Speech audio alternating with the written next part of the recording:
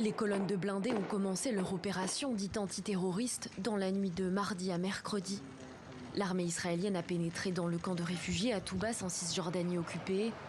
Non loin de là, le camp de Toul-Karem a également été visé. Vers 2 h du matin, l'armée a lancé un raid sur le camp avec un grand nombre de soldats à pied. Ils ont attaqué le camp à partir de différents endroits. À Jénine aussi, les rues sont vidées de leurs habitants. L'opération israélienne y est toujours en cours. Des bulldozers ont procédé à la destruction d'artères principales.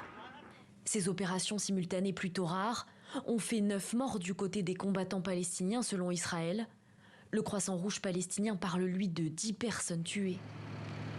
Les raids israéliens en Cisjordanie occupée se font de plus en plus fréquents depuis le massacre du 7 octobre et le début de l'offensive israélienne à Gaza. Ces dernières semaines, les opérations se sont concentrées dans le nord du territoire. Des groupes armés en lutte contre Israël y seraient particulièrement actifs.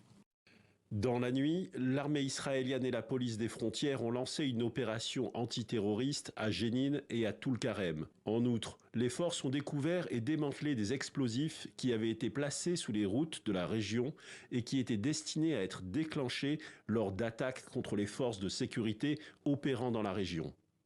Le président palestinien Mahmoud Abbas, en visite à Riyad, a déclaré rentrer en urgence pour, dit-il, suivre le développement de l'agression israélienne dans le nord de la Cisjordanie.